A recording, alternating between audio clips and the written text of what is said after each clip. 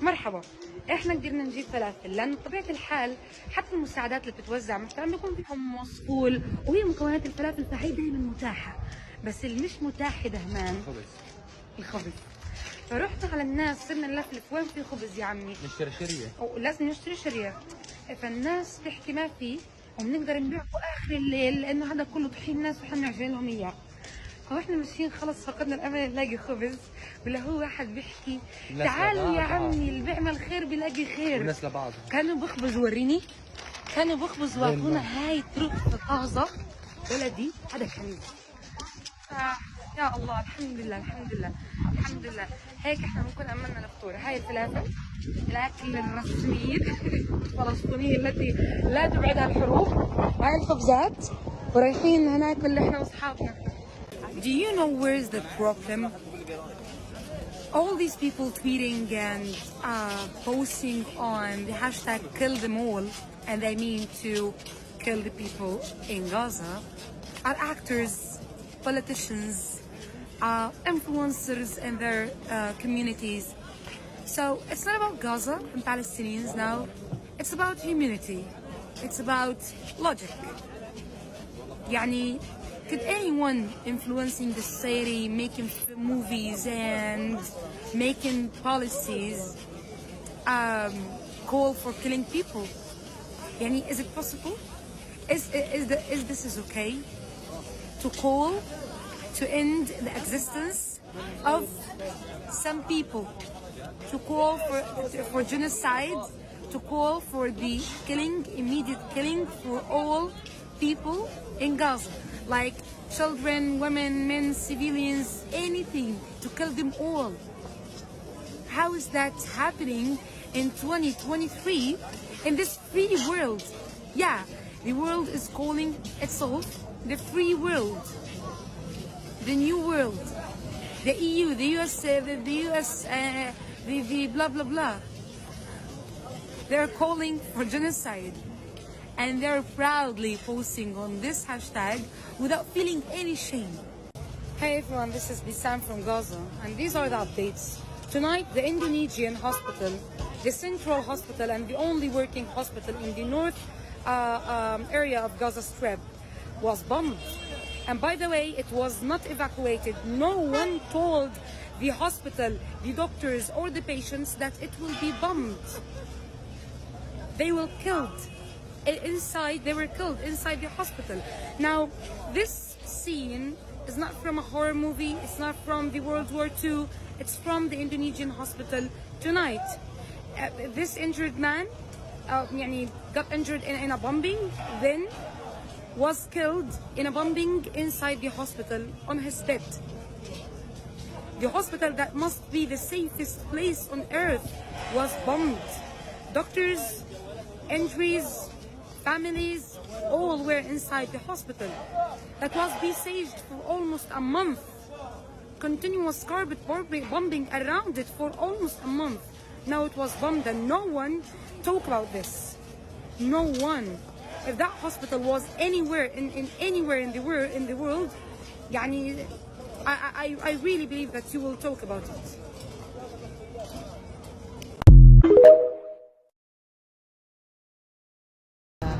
One doesn't survive twice. Muayyad and Mohammed are the strongest evidence. Days ago, the occupying army bombed a safe and steady house, just like it has tens of thousands of homes. The Rice family was killed. The father, the mother, their son Dr. Maysara, and his wife, Dr. Arib, and Aza, and their children. The two brothers, Muayyad and Mohammed, survived. Only a few hours. The occupation's decision was to kill them, as they were bombed while they were searching for the bodies of their family, among the rubble with their own hands. The martyred Dr. Maysara served as the president of the International Federation of Medical Students Association in Gaza for 2 years. He was awarded the British Chevening Scholarship after studying medicine, and it was there that he met and married Laura Hayek. The martyred Laura Hayek was a teacher at the Oxford Center, and was נוגעים שירים שלם את החייל, מאוד חשוב, אבל לוקחים מאחרים. ממי? אז עכשיו השאלה מי, ותדמיינו ממי לוקחים. בתקופות מסוימות לקחו מפלסטינאים, ואחר כך זה היה עולים חדשים, עובדים זרים. זה נחשב בנק גדול ביחס לעולם? זה הכי גדול בעולם. הכי גדול בעולם? כן. מה אחוז התרומות ביחס לאנשים בישראל? כלומר, איזה אחוז... למה צוחקת? כי זו שאלה מאוד מוזרה. אני לא יכולה להגיד לך, הוא כל כך קטן. אז שאלה לא מוזרה, תשובה מוזרה. תשובה מוזרה. לא, התשובה לא מוזרה. משום שלא תורם. לא נוגע.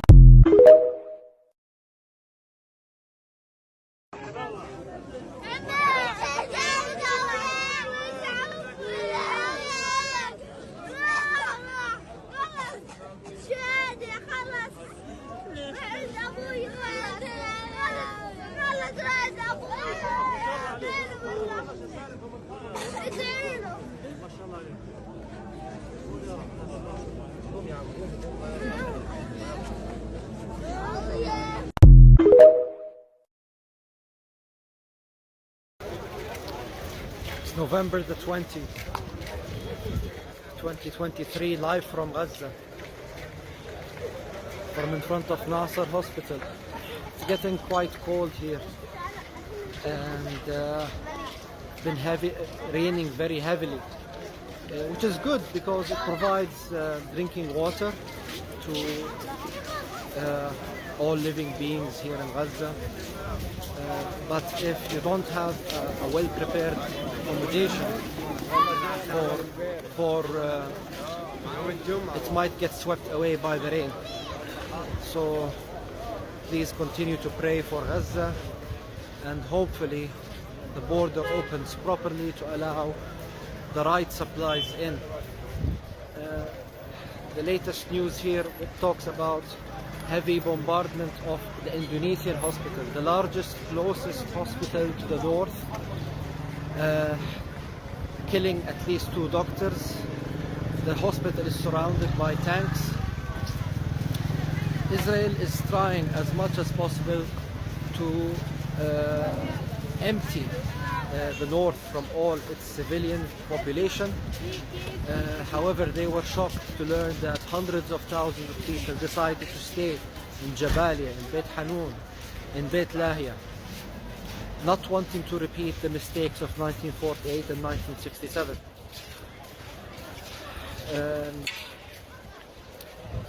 Also, there were talks about that what happened on October the 7th, the numbers of casualties became much bigger because of what the IDF did to its own civilians.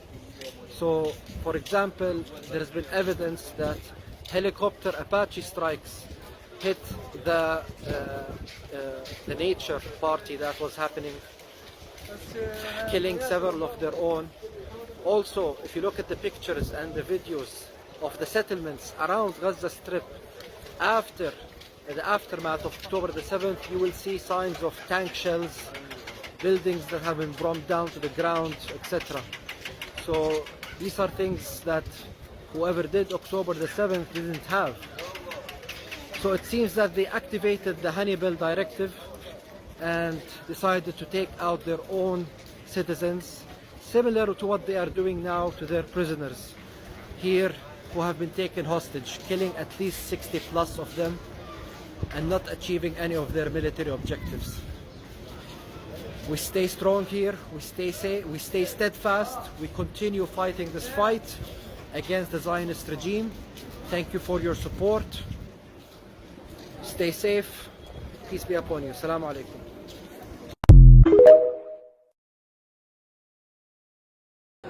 People are literally fighting for water. Water is a very rare source right now. Look where did we reach right now.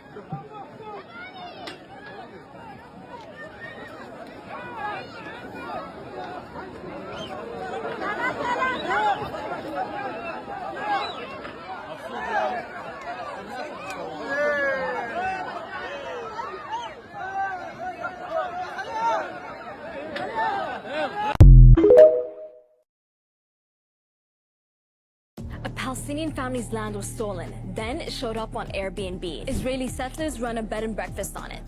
Ziad Alwan, a Palestinian American in Chicago, filed a lawsuit against Airbnb. Israeli occupation, they took our land and they gave it to the settlers. They're running a hotel in my fatherland. The United Nations exposed Airbnb along with 112 other companies such as Booking.com and Expedia as being linked to illegal Israeli settlements. Despite Israeli settlements on Palestinian land being illegal under international law, Airbnb intentionally allows homes to be rented from these settlements. These tourism businesses are operating at the expense of Palestinian rights and livelihoods.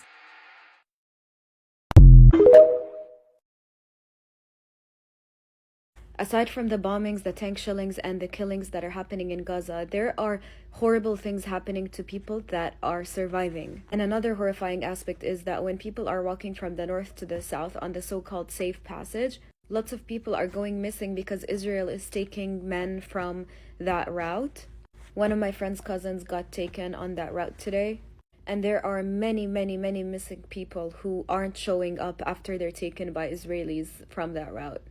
Some of them are kids too. I've heard of a case where they took a ginger kid and another blonde kid. They have a thing for kids that have white features. And another horrifying, crazy thing is that even when you're dead, you do not escape from Israel's torture. When Israel went to Al-Shifa hospital, they took the dead bodies with them. Where did they take them? We don't know. The bodies have not shown up. They kidnapped dead corpses. But this word genocide is getting thrown around in a pretty inappropriate way by lots of different folks. What Hamas wants, make no mistake about it, is genocide. They want to wipe Israel off the map. They've said so publicly, more than one occasion. And what happened on the 7th of October? Murder, slaughter of innocent people in their homes or at a music festival. That's genocidal intentions. Yes, there are too many civilian casualties in Gaza. Yes, the numbers are too high. Yes, too many families are grieving. And yes, we continue to urge the Israelis to be as careful and cautious as possible. But Israel is not trying to wipe the Palestinian people off the map. Israel's not trying to wipe Gaza off the map. Israel's trying to defend itself against a genocidal terrorist threat. So when we're going to start, if we're going to start using that word, fine, let's use it appropriately.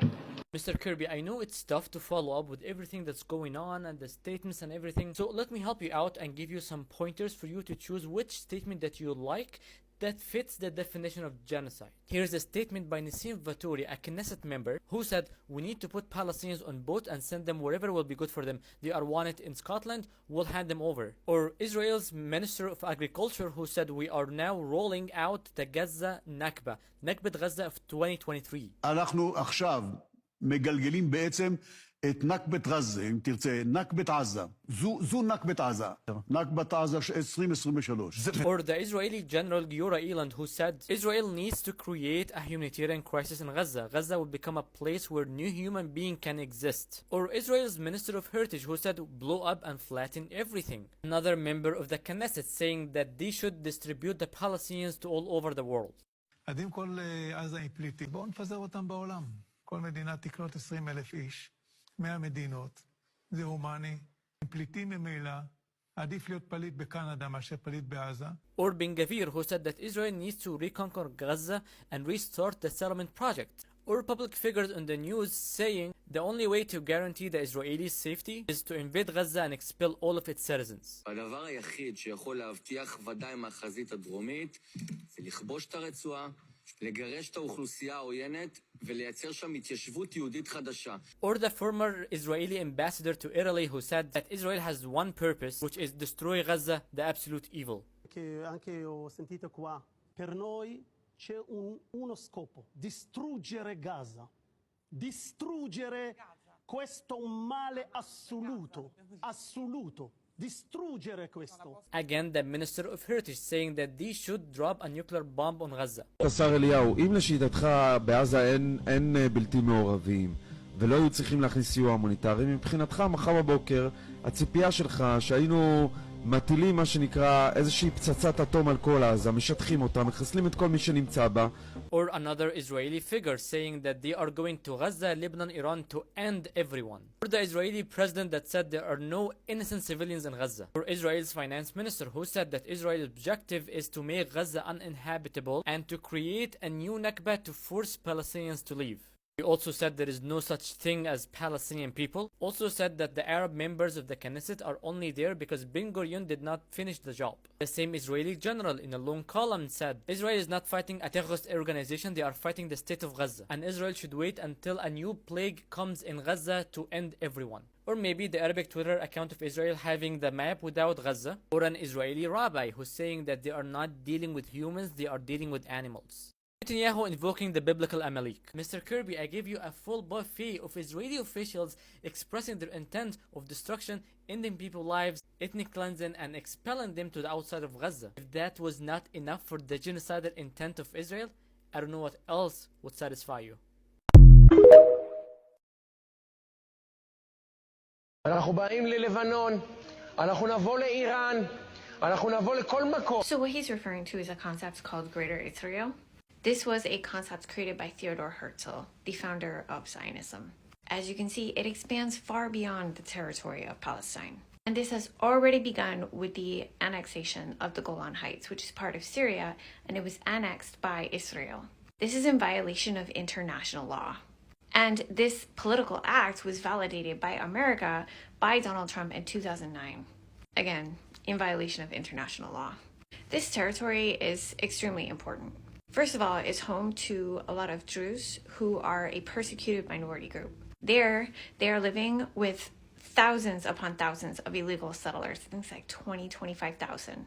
And Israel keeps targeting civilians. They're calling them terrorists, and they're saying any defense of this territory by Syria is terrorism. If you recall, just in the last month, Israel has bombed 2 separate airports in Syria twice. One of the reasons they want this territory is because it is responsible for 1/3 of Israel's fresh water supply.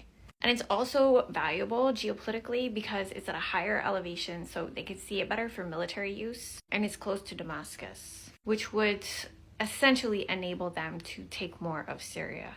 Most of the Syrians in this area want it to be returned to Syria. And just a reminder that there has been an ongoing offensive in the south part of Lebanon this entire time, ranging from fires to missiles, blatant attacks, and yes, even white phosphorus. This has been the plan all along, and they have not tried to hide it. The ones hiding it, however, likely our government in the United States. It is November 20th. I have updates for today. If I forget anything, please comment it below. If you weren't already aware, it is World Children's Day today. And on this day, it is a promotion of children's rights, protection, health, safety, education, happiness.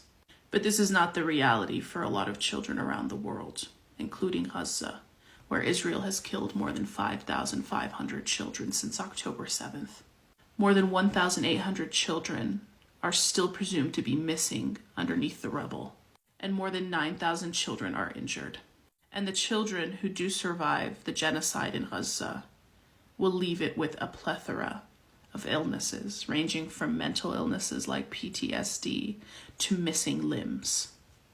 This world has failed time and time again to guarantee the safety and happiness and health and education of children. Children in Gaza, children all across the Middle East, children in Sudan and the DRC, children in Armenia, even the children here in America. Money that could be used to provide them with free lunches, with a better education, with better health care, a better future, a better system that doesn't leave them alone and abused. Instead, they say we don't have enough money to provide for the kids here, while they send billions to Israel every year. And here they are, using that money to commit a genocide against children. Israeli terrorist forces continue to drop leaflets in Khan Yunis and southern Gaza, telling people to leave to a safer area. There are no safer areas. The people in the north were told to do the same thing and to head south. And now they are being told to go elsewhere. But where are they supposed to go? The Indonesian hospital is now under Israeli siege. A lot of the people who left Al-Shifa hospital went to the Indonesian hospital. And now they are experiencing the same thing again. Israeli terrorist forces have surrounded Indonesian hospital with tanks and vehicles, and they are targeting the hospital with artillery shells and shooting anybody who moves around. There are more than 6,000 people inside of this hospital. And a lot of the patients who were meant to be transferred to the Indonesian hospital, especially from Al-Shifa, can no longer even approach the hospital because they will be shot and killed. They have already wounded doctors inside of the Indonesian hospital, and they have killed 12 civilians who were taking refuge there. The Al-Kuwait UN school was burnt down by Israeli terrorist forces. There were people inside of the school taking refuge. We have no idea how many people were killed. Israeli airstrikes on Rafah continue. 2 homes were targeted, killing 14 civilians. And more than 30 Palestinians were killed in airstrikes hitting 2 different refugee camps. Nusayrat and Buraj refugee camps. 29 of the premature infants from Al-Shifa hospital were transferred to Egypt. They have arrived, although it was said that 31 would be transferred, and we are unsure what has happened to the other 2. I will be making separate videos for a few other updates, but these are the updates that I have compiled for this one. Remember to continue protesting, boycotting, and organizing. From the river to the sea, Palestine will be free. So let me get this straight. The state of Israel has deprived Palestinians of water, food, fuel, bread, electricity, and much, much more. But did you know they're not even allowed to collect rainwater and use it? If they do, they get punished. Did you know that? However, according to Israeli military orders in effect in the area, rain is the property of Israeli authorities, and thus Palestinians are forbidden from gathering rainwater for domestic or agricultural needs. Can you imagine that? They are forbidden to use rainwater. And if they do, there are punishments, there are consequences. Now, please explain to me how the state of Israel is a victim. How? Please explain that to me. There is a comment that I have gotten a lot on all of my videos because people are noticing that I'm Egyptian, and I want to reply on this comment here. Some people ask, why is Egypt not opening the Rafah border and just taking all the Palestinians? No. That's what they want to do. They want to push the people from Gaza to Egypt in Sinai, and they want to push the people in the West Bank to Jordan. And then by that, they take the whole land and we lose the whole case. And there will be no Palestine ever. And that's what they want to do. That's why Egypt refused to open the border. And not just Egypt. The Palestinians said, we are not gonna leave our land. They don't wanna leave their land. And we don't wanna lose their land. Because we know, we have been in the same place when Israel wanted to take Sinai. And let's say Egypt opened the border, took Palestinians in Sinai, and then a resistant group from the Palestinian side did any attack from Sinai. Who's gonna be attacked then? It's gonna be Egypt being attacked. Egypt being attacked, then military coming into Sinai, and then war in Sinai, and then a hope to take Sinai again. That is the big plan since the beginning.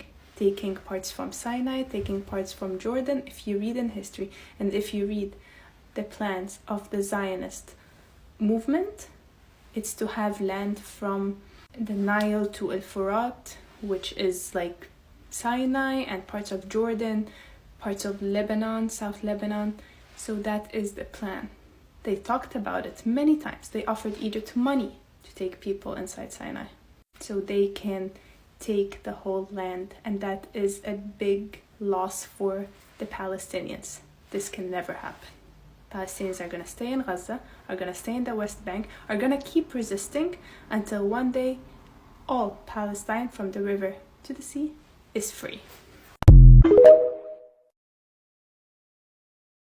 A lot of people have already debunked the insane propaganda video I'm about to show you, but I just wanted to do it one last time because I think the original video is so harmful and disgusting. A little backstory for this is this creator, Joelle, who's like a raging Zionist, posted this video of an Arab woman mourning the death of her son killed by Israelis.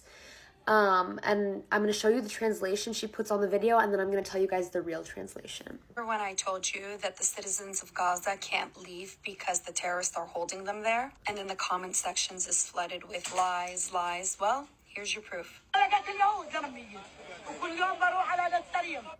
برجعوا الاولاد خايفين في الاخر انا عيال على حالي خشيت جوا اليهود نزلوا ما سالتي كم موتت مش مشكله خشيت جوا طلعت هيك لقيت ابني الاقساط تبعه بعرفه من اقساط خيل لابس وجواله ابراهيم سعيد الشافعي قد عمره 30 سنه متجوز نسوان تنتين ومعاه 5 سنوات انا لقيت اليهود لما نروح في جزء قبل نفر بس ما حد راح يدور حرب. Where's the outrage? Where's the outrage for the innocent civilian? Everyone is so quick to point the fingers at Israel, but no one is taking into consideration that the Gazan people are being held against their will by a terrorist organization. So if you don't speak Arabic, that video is completely mistranslated. She's not talking about Hamas at all. She's actually talking about the death of her son and how she found her son's dead body on the floor. Okay, this is what she's actually saying. She said, every day I went to Netzarim. It used to be a settler territory, and I found a lot of Israelis. That's when she kept saying Yahud, Yahud. She's saying, I saw a lot of Jewish people. The kids were scared to go with me, so I went by myself, and I looked on the floor, and I found my son's dead body. And I knew it was him from his belt and his phone. In the video, when she says that Hamas is going to slaughter her belly, she's literally saying, I knew him from his belt. I knew him from his belt. He's 30 years old and he's married to 2 ladies. What did you see? I saw a lot of Israelis and bodies. It's a lot of bodies there, but nobody goes there. And thousands of people have told this creator that her translation is completely wrong and extremely harmful. How dare you use a grieving mother's video talking about her dead son at the hands of Israelis? And you use that to push a false narrative that these people are scared of Hamas, when the only people killing them right now, killing 15,000 of them, are the Israeli Defense Force. You are a sick person if you can take a video of a grieving mother and use it as fake propaganda to support a genocidal regime that has killed 15,000 of her people, including her son. And even if she didn't know in the beginning the video was mistranslated, after thousands of people told her you're spreading information, she still doubled down and said that it was correct, which I think is very sick. I just want to show you guys how far Zionists will go to prove that they are validated in the genocide of Palestinian people when their claims are baseless. When 15,000 Palestinians have been killed, anyone who is still supporting the Zionist regime are sick, brainwashed people. So if you've seen this video, please know that it's completely untrue.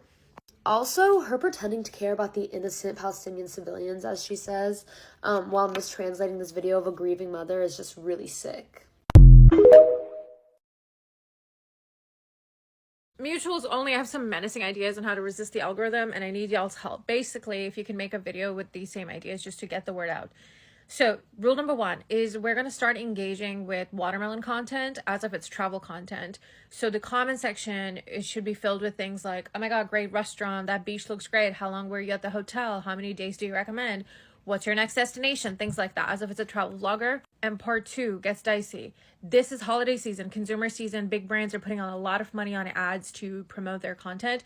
And I want the comment section of those videos, like let's say you get a Walmart video on your FYP, the comment section should be like free Palestine, put the Palestinian flag, or even better, like actually comment information about how many people died or things like that, because inadvertently it'll be boosting watermelon content because those ads have already been paid to go promote onto different audiences. So we are essentially like hijacking the comment section of those videos. It's gonna create so much dysfunction in the algorithm, because if they suppress by keywords, they will suppress consumer content, which is like their bajillion-dollar industry right now. Also, I wouldn't recommend doing this to influencers because they're often like individuals, but brand accounts, those are the ones we have to go after.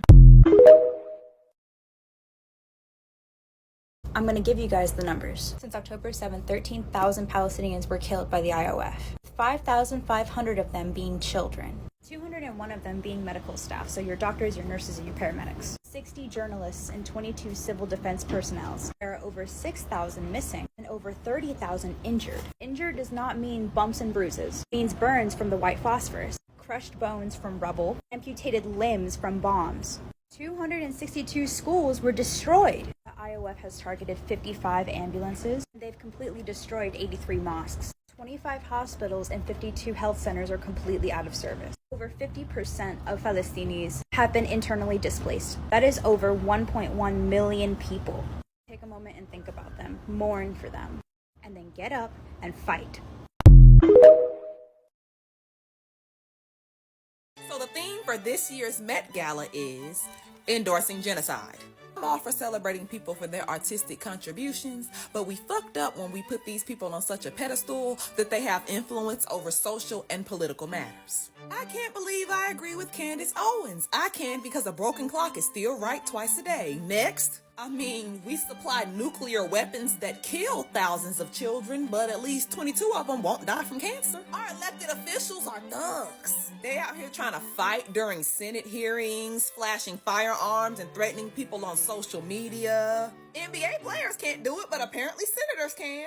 In just the last few weeks, the only Palestinian member of Congress was censured for condemning the massacre of her people. Zionists are trying to label From the River to the Sea as hate speech. Activists in Atlanta have been hit with domestic terrorism charges for protesting a development that would eradicate wildlife in favor of a facility where the cops can go to learn how to brutalize us. Project 25 is already in effect.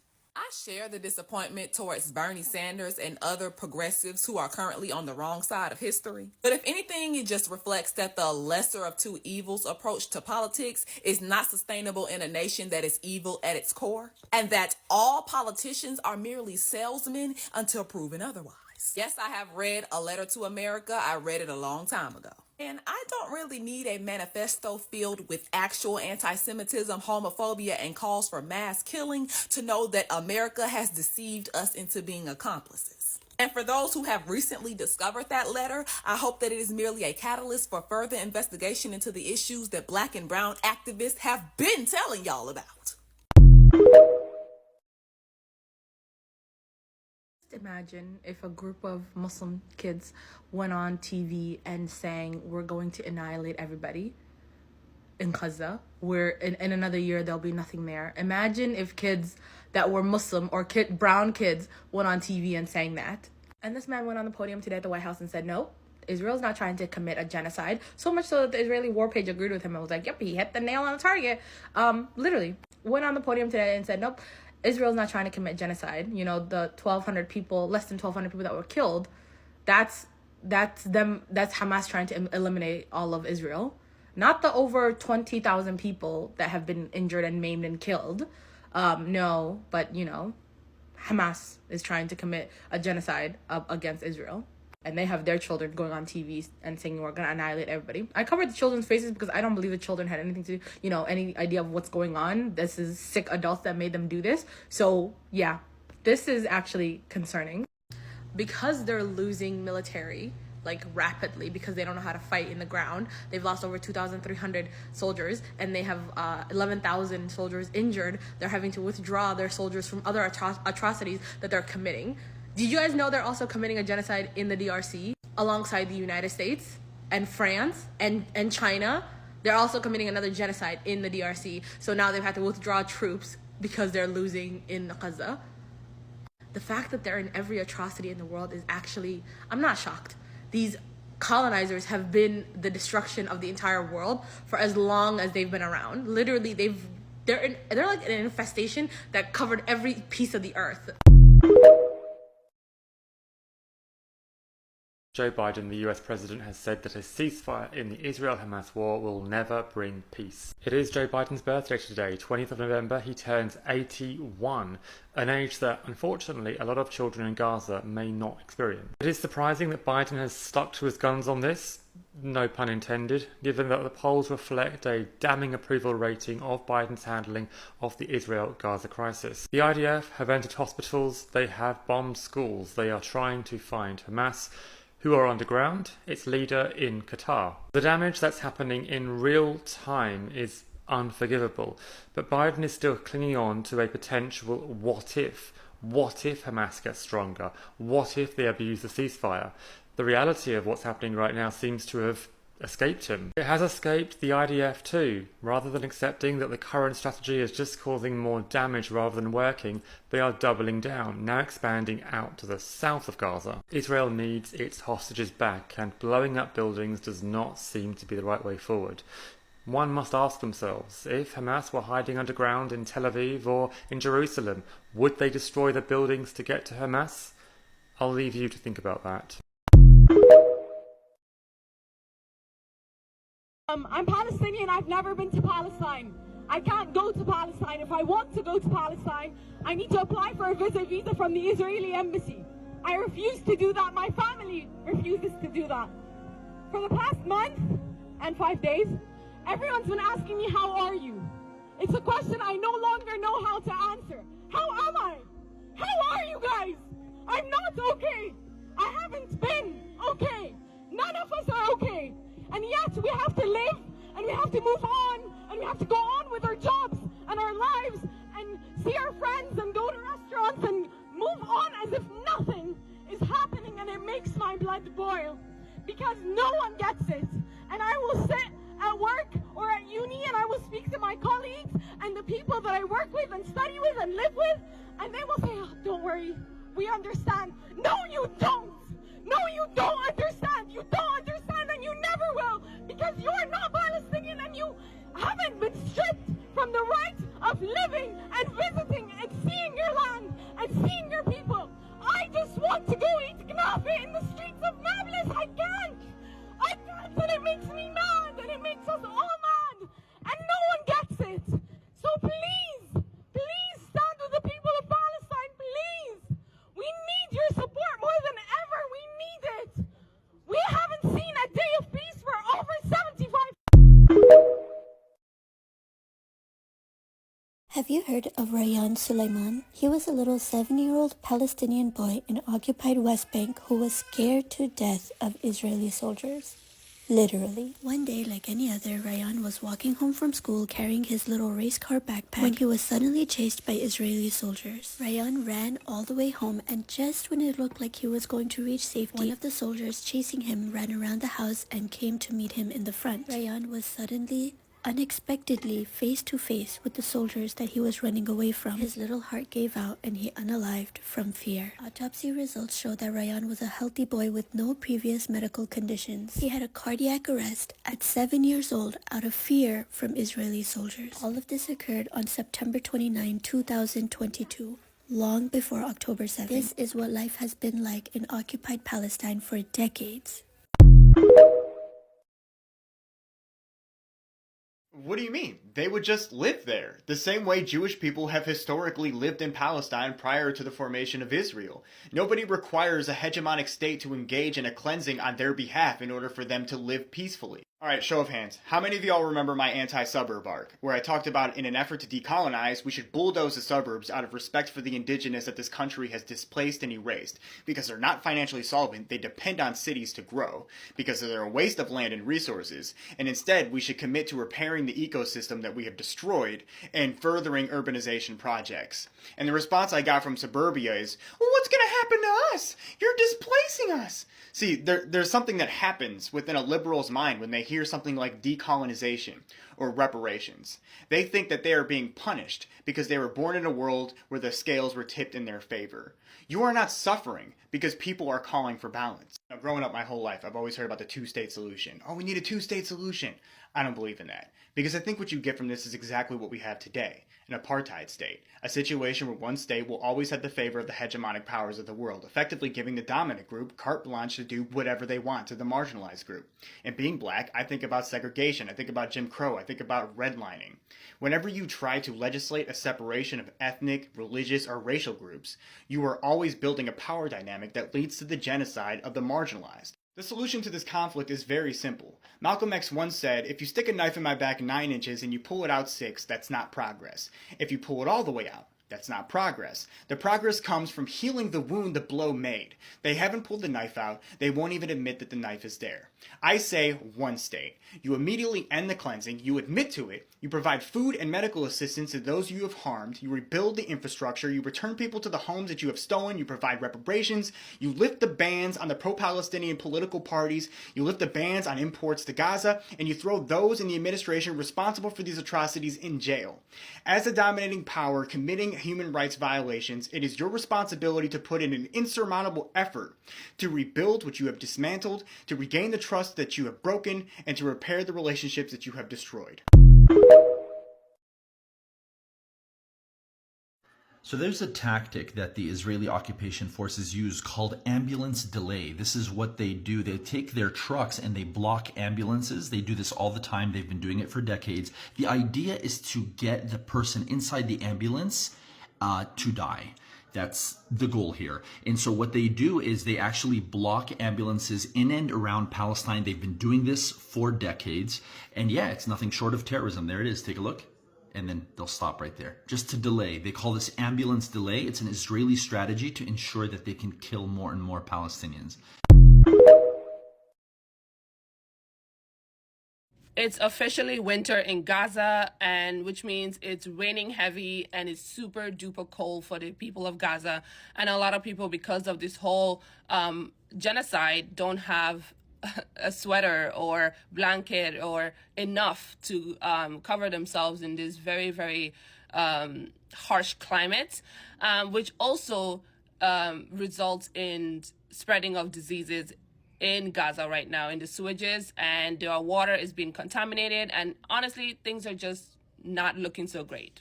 A father in Gaza spoke with Al Jazeera and mentions that his kids, they drink the water in Gaza, but it's polluted and unsuitable, but my children always drink it. There's no alternative. So the water they have is contaminated, and one of his kids is actually sick from the water. However, there's no alternative. And also it's like, even if he finds medicine to cure his child of whatever he's sick with, guess what? They're still drinking the water. So this sickness will come back, and who knows where that would go later on in life, having this water in their system. And this is the condition of the people of Gaza. This is honestly so heartbreaking.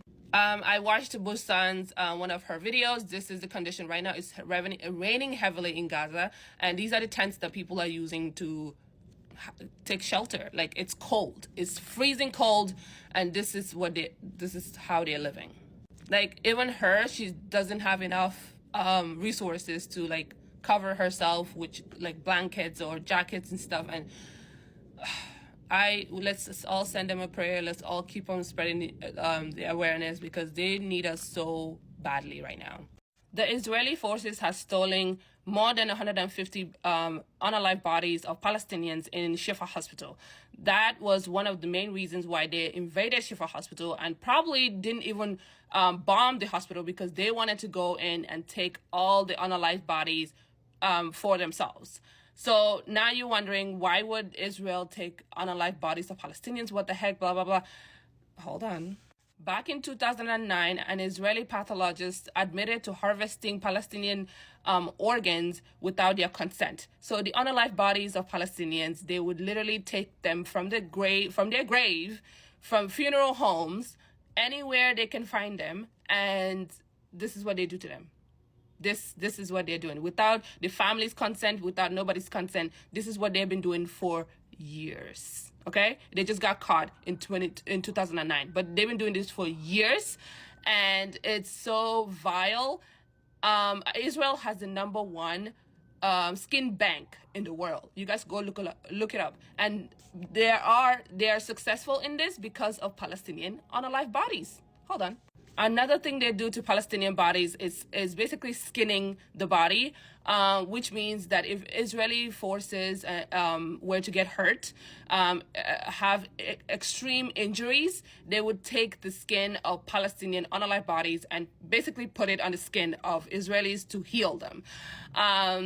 It sounds insane. It sounds insane, and it's exactly like this is the reality. Like the vile things that Israel has done is honestly, we can't count them anymore. Palestinians are going through worse than a genocide. I don't know what word is out there that is worse than a genocide, but that's what they're going through, because they're not just being unalive. They're even in their dead, they cannot rest because Israel is taking their bodies and doing all kinds of stuff with them with no consent from any of their family members or anybody. So yeah, this is pretty scary. One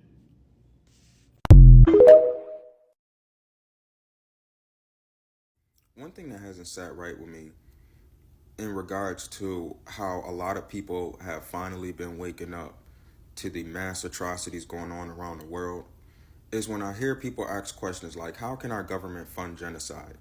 How can our politicians be so inhumane? When did the country get to this point? And the answer to that question would be because you were late to the fight. And I know that may suck to hear for some people, but it's the truth. Do you think if you were to bring these issues to a black person, a brown person, or indigenous person, even if they never heard about these issues before, do you think they would be shocked? No, they wouldn't. And do you know why? Because black people have been telling y'all this is America for centuries, for decades. We have been letting y'all know how fucked up this country really is, how fucked up the leaders of this country really are. But y'all let our words fall on deaf ears. Indigenous people have been telling y'all how fucked up this country really is since the jump. Y'all let that fall on deaf ears. Brown people, they have been letting y'all know that this country is fucked up. Y'all let that fall on deaf ears. They tried to tell y'all about the fuckery going on in the Middle East back in the late 90s. Osama bin Laden left us a letter letting you know why he hated America. Do you think black people are honestly shocked that America can fund multiple genocides and fund multiple proxy wars around the world? No, because America has funded a war against black and brown people in this country since the fucking start. You talking to a group of people who has had every political leader assassinated. Anybody with any type of social clout in the black community that wants the betterment for the black community assassinated. Whether that's here in America, over in Africa, because we can't forget about Gaddafi. And it's happened all around the fucking world. Talk to people in South America, you think they shocked? No. But because y'all let the plight of black people, indigenous people, brown people fall on deaf ears, now we're here. Now everybody's scrambling. What do we do? What do we do? I don't want to pay taxes. I don't want to fund a genocide. Oh my God, running around with chickens like their heads cut off. We wouldn't be here if y'all would have listened to black people from the jump. We wouldn't. Because we would have nipped this shit in the bud. We would have ended this regime a long time ago if y'all just would have listened to everybody else. But nah, y'all was too comfortable getting close to white supremacy. Y'all loved y'all little Starbucks, right? Now everybody boycotting Starbucks. Nah. Y'all loved y'all little Starbucks. Y'all was going on about y'all merry way. Whenever a young black man was killed in the streets, people, well, what did he do? Whenever they would send bombs over to the Middle East, well, we got to get those terrorists. whenever they would kick Native Americans off their land, where we need somewhere to live. Oh, but now because everything is happening all at once, we got Palestine, we got Congo, we got Haiti, we got Sudan. We got inflation over here in this country. We got shitty candidates. Now it's everybody's problem. Now everybody seems to care. But when it was only a problem of a few, nobody ever listened. The lesson of this video isn't to shame anybody about getting educated on the issues going on around the world, but it's to teach people to listen to Black people when we speak. Listen to Indigenous people when we speak.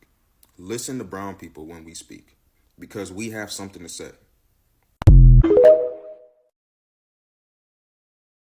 All right, girlies, Thanksgiving is coming up, which means there's going to be discussions. Here's some common Zionist arguments and how to respond to them. And as always, when I say Israel, I mean the Israeli government. I do not believe that Israeli people and Jewish people should ever be antagonized for the actions of their government. Now, with that, let's go. Now, is this true? Yeah, absolutely, but against countries that can govern themselves. Now, Israel occupies the Gaza Strip, and what that means is that it controls the borders and it decides who or what goes in and out of it. How are you going to defend yourself against something that you are occupying and you are putting restrictions on? Countries have a right to defend themselves against a sovereign state, and Palestine is not that. So Hamas was elected into power in 2006, which was 17 years ago, and 47% of Gaza's population is under the age of 18, which means half of Gaza's population had nothing to do with the election. Then why did the people in 2006 vote for them? So the ruling party before 2006 was Fatah, and they were very corrupt, and the Palestinians wanted them out, and Hamas campaigned under a platform of change and reform. Hamas's election was more a desire to end the corruption of Fatah and less of a support of Hamas's platform. Also, Hamas in 2006 was quoted as saying this.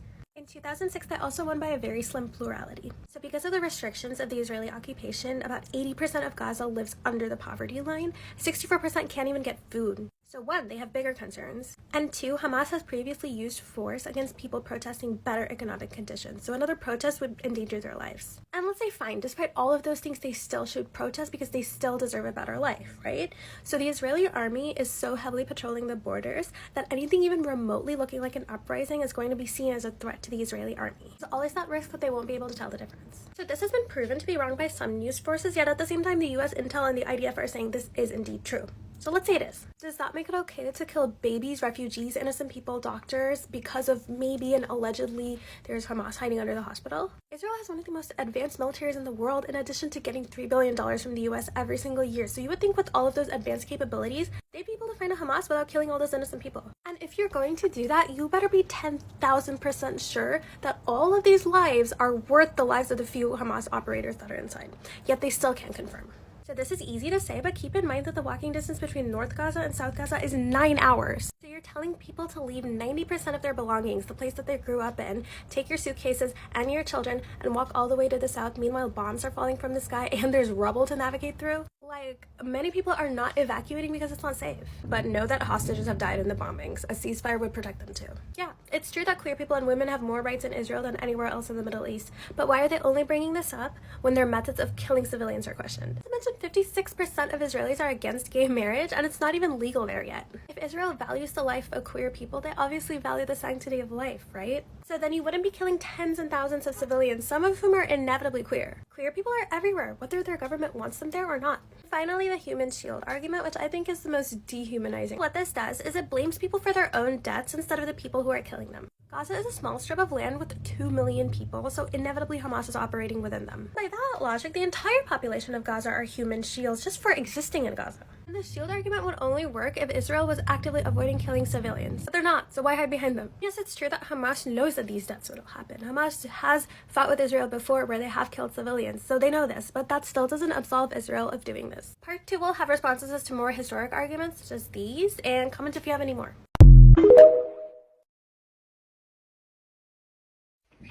Hey, Jesus, the fuck? Why are my hashtags not trending, man? Look, I told you, I'm not doing anything. Young people just don't like you. What, I'm not cool enough for them?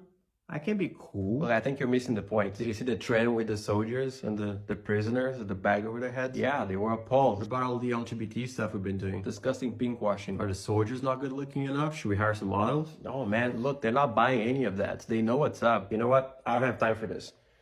Start a politician to buy. They gonna fall for that. They know these guys all rotten. What TV channel then? Where are they watching? CNN? No, they see the images straight from the ground on social media, man. Just this endless stream of the most horrific, traumatizing stuff. But that's exactly what Hamas wants them to see. What, the image is not real? Of course they're real. They're just supposed to feel bad for us, not for them. I mean, do these kids not know how this is supposed to work? I guess they don't. You know what? Fine. You tell me. What do they want from us? End the genocide, occupation, and apartheid. All right, what if our soldiers started using that filter where Shrek makes out with you? Between peace and liberation, is there not? You can have injustice and have peace. Isn't that correct? You can have peace and be enslaved. Yes. So peace isn't the answer? No. Liberation is the answer? Yes, of course. Okay, then that's what you should talk about, never peace. That's the white man's word, peace. Liberation is our word. But you will want peace in the end. Yes, but you can't have peace until everybody's equal. But you seem free at the moment. I seem peaceful at the moment. You seem free. The Palestinian struggle is not just a cry for justice. It's a blistering battle for the most fundamental human rights that every living soul on this planet should inherit by birthright. It's an unyielding resistance against the oppressive, suffocating grip of occupation and the callous denial of the most basic human dignity. Just as the civil rights movement in the United States fought against the chains of racial discrimination, so too do the Palestinian people strive to shatter the chains of occupation and tyranny. Never forget, my friends, that the Palestinians, much like African Americans in the United States, have been subjected to a heart-wrenching history of suffering and torment. The birth of Israel in 1948 brought forth the mass expulsion and dispossession of hundreds of thousands of Palestinians from their ancestral homes and land. This is a historic injustice that continues to haunt the lives of Palestinians to this very day. The situation in Palestine.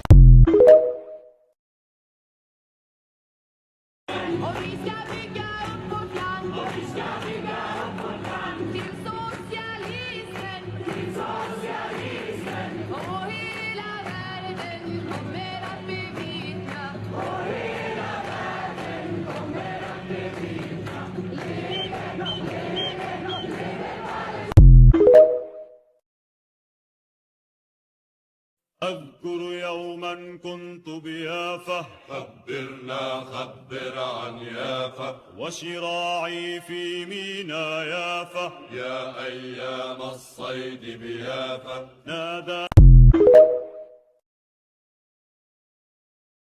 Don't forget that it's not just about free Palestine, but the Palestine that's freeing us along the way.